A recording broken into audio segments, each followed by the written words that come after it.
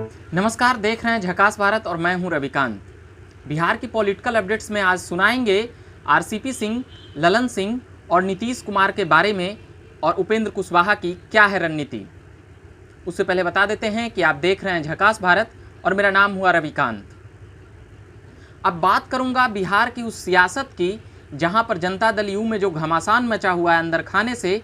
ये खबरें हम कुछ महीने बाद सुनेंगे कि किस प्रकार से इन तमाम नेताओं का बातचीत इधर से उधर और उधर से इधर क्या कुछ हो रहा है।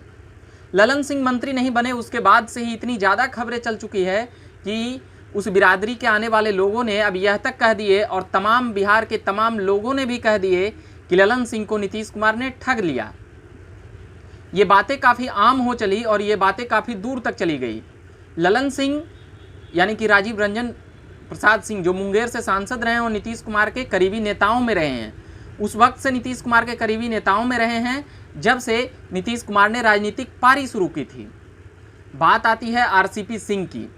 आरसीपी सिंह भी नीतीश कुमार के साथ संबंध उनका काफ़ी पुराना है और सबसे ज़्यादा जो फायदेमंद है वह है स्वजातीय होने का।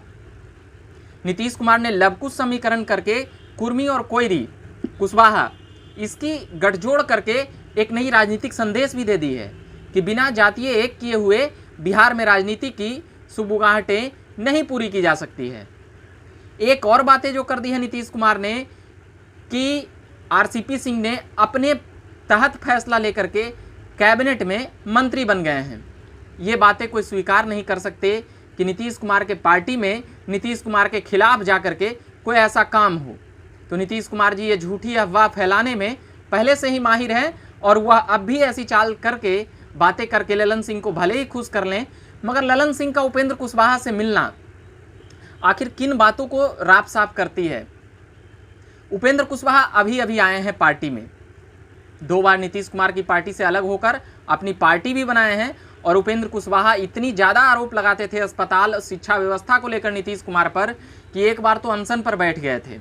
मगर अब नीतीश कुमार के इतने खास हो चले हैं कि मत पूछिए कि शायद वह राष्ट्रीय अध्यक्ष बन जाएं या बिहार के मुख्यमंत्री भी किसी संयोग से बन जाएं। ये बातें अभी भविष्य के गर्भ में है, शायद ये भविष्य में देखा जा सकता है। मगर उपेंद्र कुशवाहा की अभी बहुत ही महत्वपूर्ण जिम्मेदारी है, पार्टी में, संगठन में और सरकार में भी हो सकती है। विधान परिषद तो वह जा ही चुके हैं एमएलसी बन करके। मगर जो बातें चल रही है ललन सिंह की, वह भी मीडिया में आने के बाद जो बातें उन्होंने कही थी कि यह राष्ट्रीय अध्यक्ष की बातें थी। मगर ललन सिंह भी ये बातें जानते हैं कि नीतीश कुमार के तहत ये बातें कही गई होगी और नीतीश कुमार के तहत ये बातें कही जाती होगी। आरसीपी सिंह और नीतीश कुमार में बन नहीं रहा है। ये खबरें जो भी फैला रहे हैं वो उस राजनीतिक धुरंधर को नहीं जानते हैं। सीएम मुख्यमंत्री जो 15 वर्षों से अधिक समय से बिहार को मुख्यमंत्री की कुर्सी को दबदबा के रूप में कब्जियाए हुए हैं, यह भी कह सकते हैं कि उन्हें जनता ने बहुमत दिया है। यही लोकतंत्र में वही सटीक बात है कि जनता ने उन्हें बहुमत दिया है, मगर वह गठजोड़ करके जो इधर से उधर करते हैं इससे जनता नाखुश भी है। मगर अंततः नीतीश कुमार को ही चेहरे के तौर पर जनता भी चुनती है।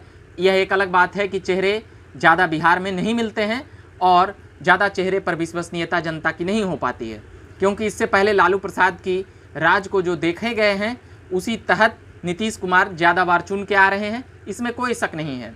मगर ये अफवाह कौन फैला रहा है कि नीतीश कुमार के न चाहते हुए भी आरसीपी सिंह राष्ट्रीय अध्यक्ष होने के नाते मंत्री बन गए हैं।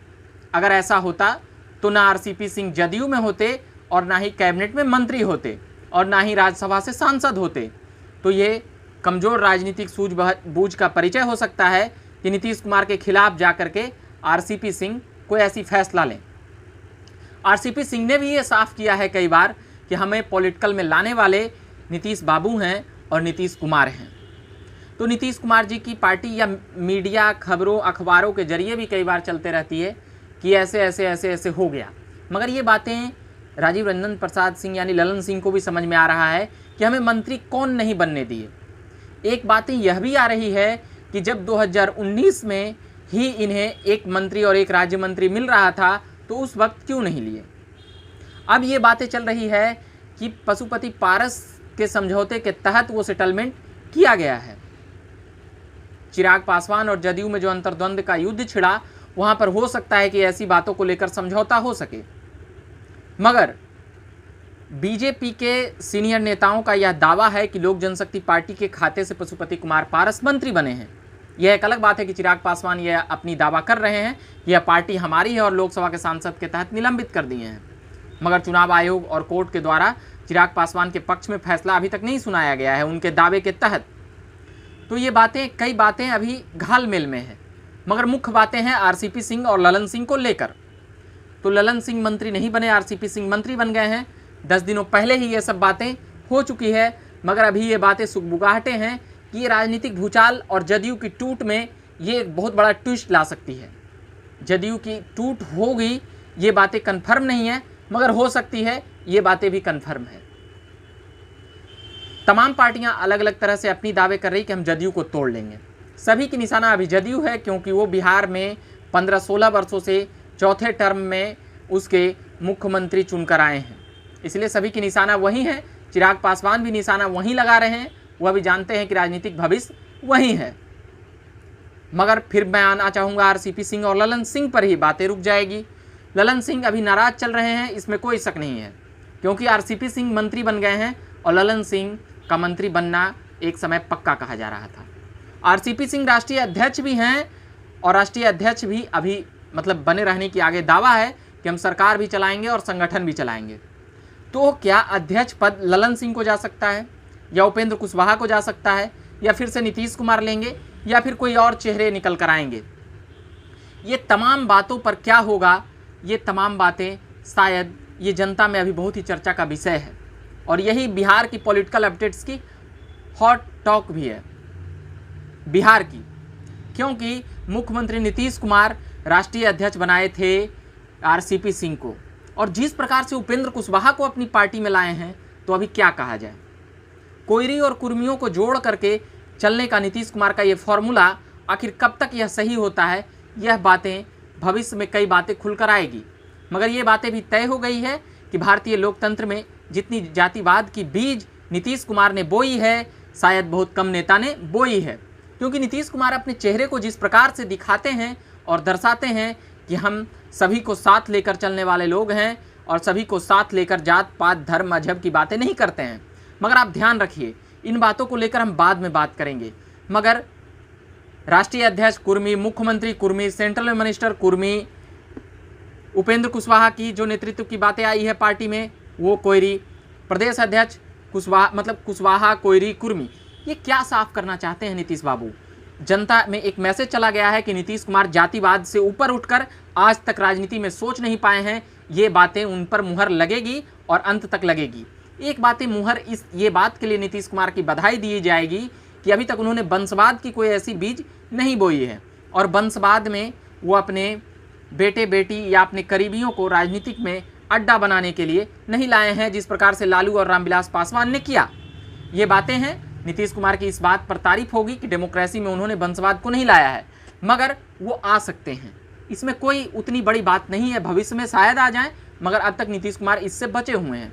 मगर जातीय समीकरण और जातीयता करने में नीतीश कुमार यहाँ तक आगे चले गए हैं कि उनकी पार्टी और उनकी पार्टी में कौन कौन लोग शीर्षस्थ हैं, ये बातें वहीं से तय है।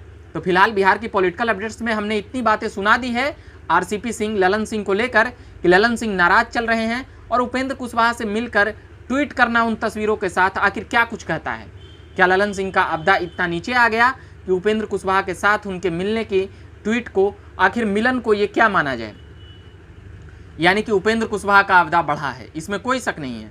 मगर ललन सिंह मीडिया से बचते हुए क्यों नजर आते हैं और सारी बातें करते क्यों नहीं नजर आते हैं? ये तमाम बातें हम अभी रहने देते हैं। अभी के लिए इतना ही कहेंगे कि आप देखते रहिए झकास भारत। हम तमाम उन खबरों पर बात करेंगे, तमाम उन मुद्दों पर बात करेंगे और तमाम उन खबरों को लाते रहेंगे। अभी के लिए इतना ही कहेंगे। मेरा नाम हुआ रविकांत। धन्यवाद।